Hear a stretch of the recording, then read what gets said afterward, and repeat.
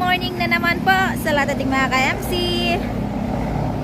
So, rain and shine tayo ngayong araw. So, ayan, umuulan, same time, mainit po. Ayan. So, for today's video po yung ating Suzuki Wagon R Limited Edition. Ayan. So, for releasing na po ito ngayon, i-review lang po natin ng konti.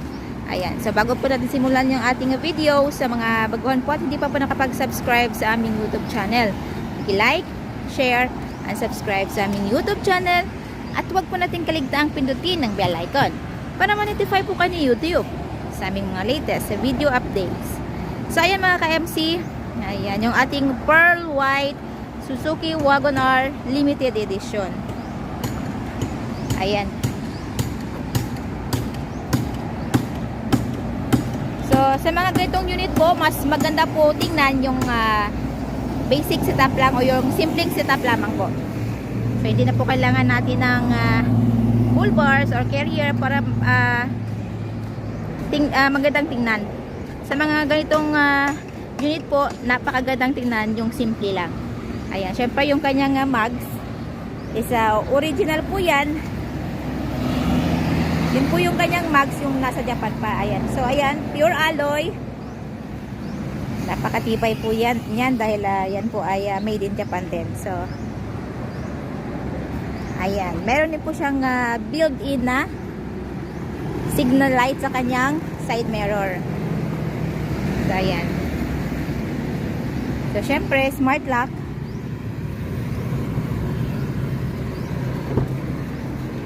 Ayan. Lock. Ayan, lock. Unlock. So, ayan. Brand new upholstery. Ayan, beige po ang kulay niyan. Siyempre, brand new ceiling. So, siyempre, may armrest din po siya. Ayan. So, yung kanyang sun visor is mayroon ding naka-built-in na mirror. So, magkabilaan po yan. Same din po dito. Ayan. Okay. So, ayan. Yung kanyang converted dashboard. Mas malapad. Kumpara po sa ating mga DA na unit. So, ayan. Start natin. Push start po ito or push button. So, press natin yung brake. Ayan. Press po natin yung brake. Tsaka start.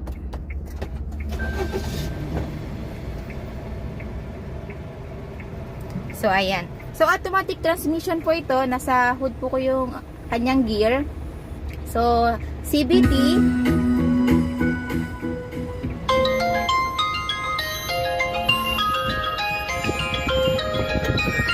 Ayan, may tumatawag. Ayan. Sorry. Ayan. So, CVT. Andito po yung kanyang sports mode button. Sa gilid. So, syempre, aircon. Aircon button. Sa blower. Ayan. Okay. Mayroon po siyang bottle holder dito. Dalawa. So, mayroon din po siyang lagayan dito sa baba. So, same time, nandito din po. At saka yung ating glove box. Ayan. So, mayroon siyang cup holder din dito. Sa gilid. Ayan. Okay. So, mayroon din po dito cup holder. Ayan. Okay. So, power window. Power mirror.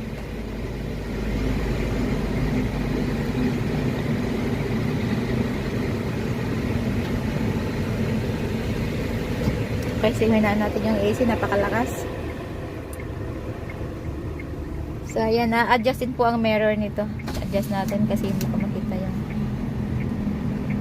okay. Ayan. Ayan. Okay.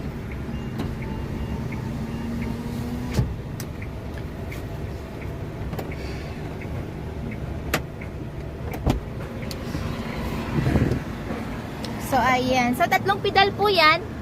Yan po yung accelerator, brake, at saka yung ating parking brake.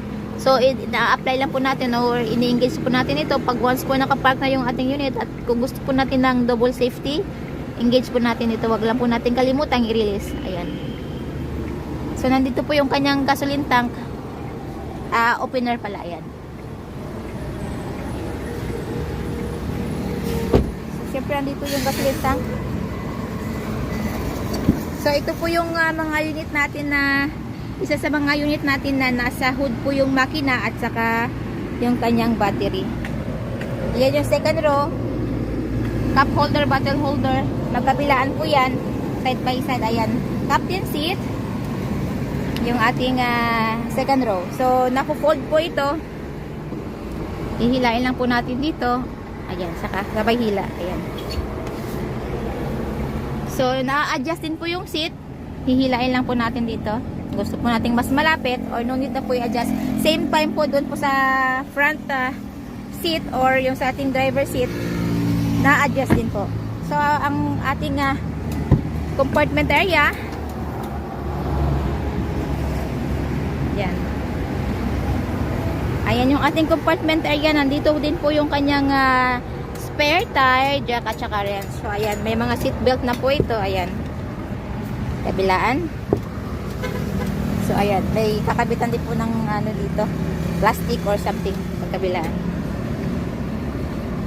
Okay. So, ang makina po nito is RO6A engine po yung mga latest na makina. Ayan. So, syempre, RO6A engine, 12 valve, 660cc din po yung ating mga Wagon R. Syempre, 3-cylinder. So, ayan. List of the inclusion po natin. Yung ating brand new battery, brand new upholstery, brand new engine oil, gear oil, brake oil. So, bago din po ang spark plugs nito. So, syempre, kasama din po sa list of inclusion natin yung ating free spare tire, jack at saka wrench. So, ayan. Another cup holder. Syempre, mayroon po itong child's lock, unlock, lock.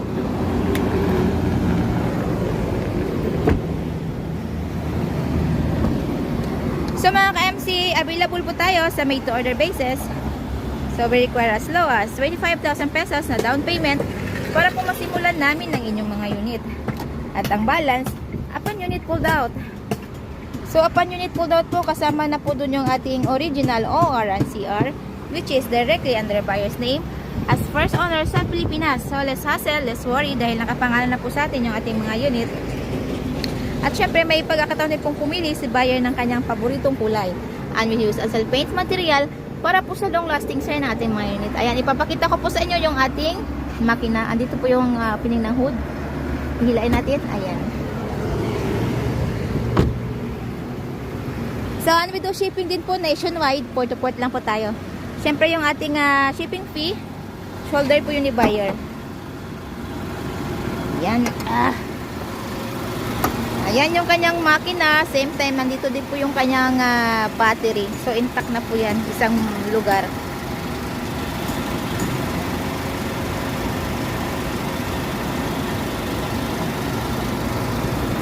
So, ayan.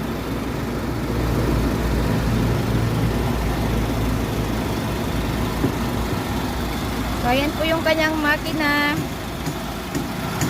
Okay.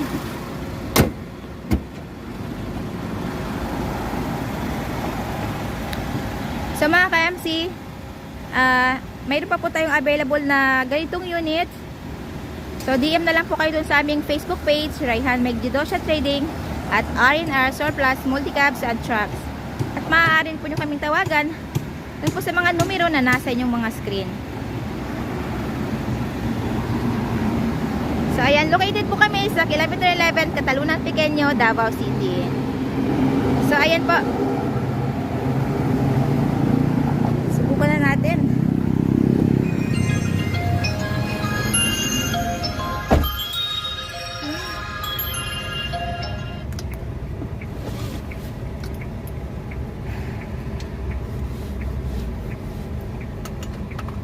Okay.